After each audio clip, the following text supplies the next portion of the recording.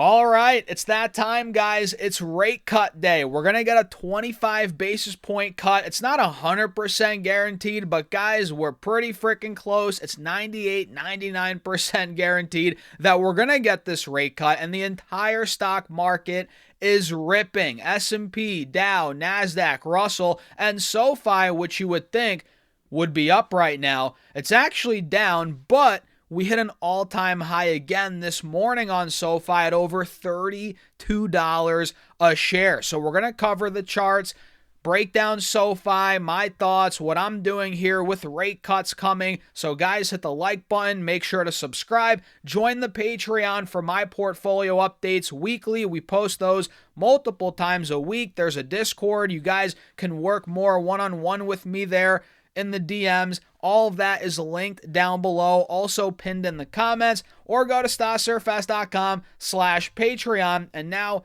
enough of that. Cheers, take a sip of your coffee, and let's get into it. So it is about 12:20, 12:30 p.m. right now, East Coast time. So we're pretty much right in the middle of the day. And like I said, every index in the U.S. market is up. S&P's up 0.25%, QQQ 0.3, 0.4%. The Russell's up almost 0.75%, as the Dow is up over 0.5%, right? And the VIX, funny enough, is also up 1%. The metals are also up, gold, silver, right? So it's a great day, man. It's a great day in anticipation of these rate cuts, right? But that's already priced in. We all know. Everybody and their grandma knows we're getting rate cuts, but what we don't know is what Powell is going to say. That's what the whole market is waiting for, you know?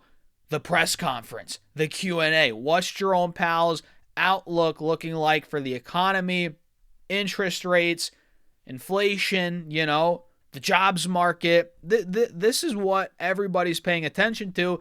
The rate cut, even though it didn't happen already, or it didn't happen yet, it's yesterday's news. It's old news. It's already priced in. What is Powell going to say? That's what I'm tuned in for, what I'm locked in on, right? What is he going to say? Because that's what's going to move markets, whether it's, whether he's dovish or what's the other one? Hawkish, right? That's what's going to move the markets, moving forward here. And it's all in his hands. It's all in his hands. It's funny, I saw a meme right before I filmed this video, right before I started filming. It was, it was a car, right? The meme was a car. Jerome Powell had the, he had the gas, right? And it's like he's throwing gas into the car. The car is the stock market. So it's like the meme was essentially saying, get ready for a big pump, get ready for a big pump in the stock market. Powell's putting the gas in the car, that's pretty funny, but it's accurate. He's got the stock market under his thumb right now, and it's going to be interesting to see how today goes, because at the end of the day, man, we're at all-time highs already. Is what he's going to say enough to push us higher? It definitely could be. So Sofi at this point also hit an all-time high today, another one, even though we're down over 2% on the day. SoFi's down about 60 cents, is trading at $31 a share, and we can see here, guys, we opened up at about, 31.40, 50-ish, and then we popped all the way to 32.50. That was $1, right? A big dollar pop per share there out of the gate. That was a 3-4% move on Sofi. So at one point, we were up another 3% on top of yesterday's move, and we were at all-time highs, but that didn't last, it didn't last pretty much more than 5 minutes. It got to 32.50, then boom, we dumped, and now again we're at $31 a share, and honestly, man, that was a healthy pullback. If you guys take a look on the 5-day, 5-minute, we're making higher highs, higher lows, the whole 9 yards. Even with this drop today, we're maintaining the uptrend, looking really good on Sofi on the 5-day, 5-minute chart. And on the 30-minute chart, we look phenomenal. We're above the 180 SMA, still holding an uptrend. So at the end of the day, guys, Sofi, it's doing exactly what we thought it was going to do.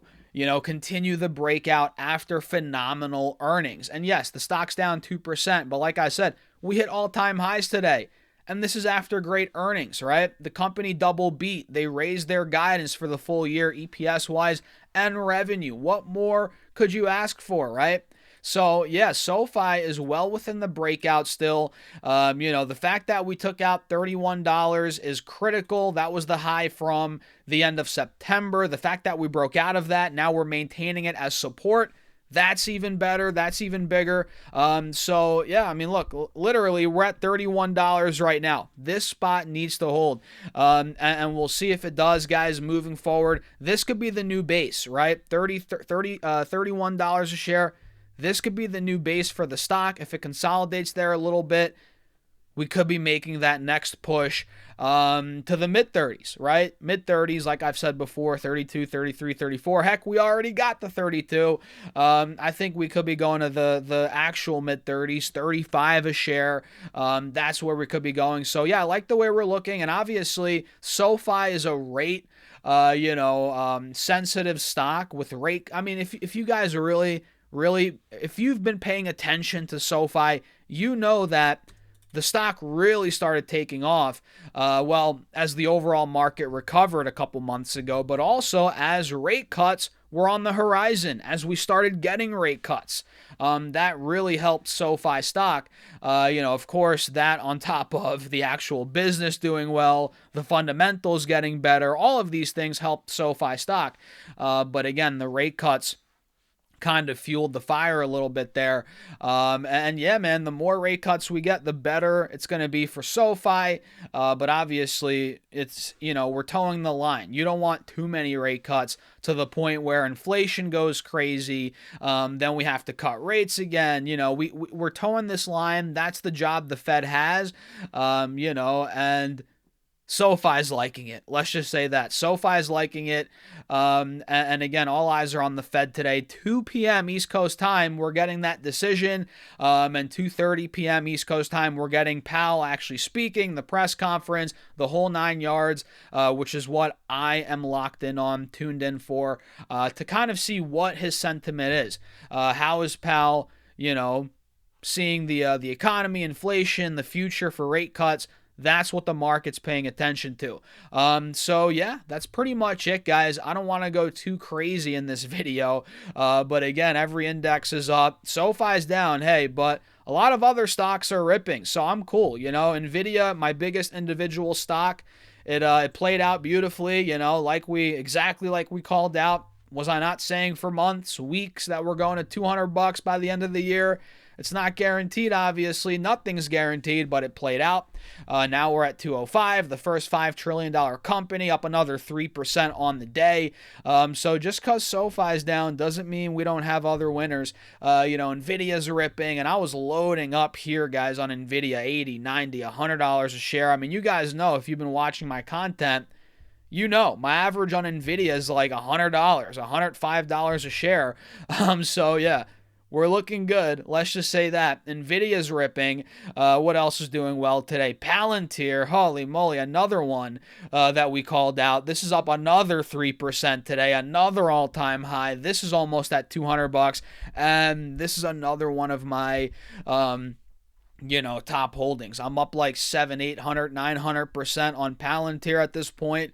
Guys, these stocks, holy moly, are going bananas. And Palantir is reporting earnings on the 3rd of November.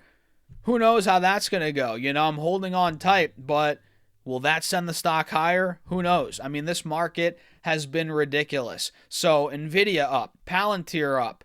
What else is doing well today? I mean, you name it. Google, another one of my top holdings, another all-time high. This is the kind of stock market that we're in right now.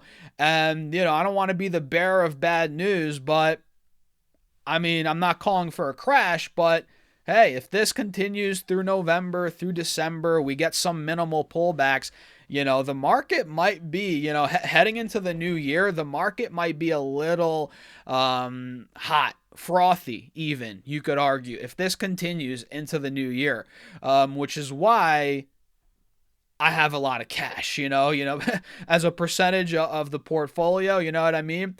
I have some cash on the sidelines, not because I'm banking on a crash or a market depression or something. But when stock valuations start to get a little hot like this, I'm not buying a lot of these stocks. I'm just holding and I'm waiting for a pullback, and that is what the cash is for.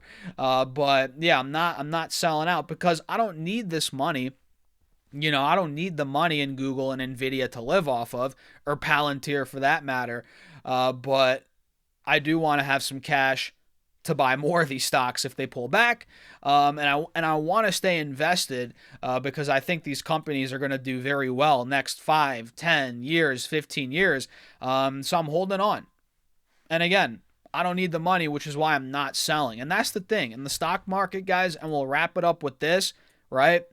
Don't invest money that you need. If you need this money, don't invest it. Put it in a savings account. Put it in a money market, a high yield, or else you're going to be panicking. When stocks are going up, not when they're going up, but you're going to be freaking out when stocks are going down. Oh my God, I got to sell. I need this money to pay my bills, right? That's not the way the market, or that's not the way you should be treating the stock market. The stock market is money that you put in, and essentially you part ways with it for now.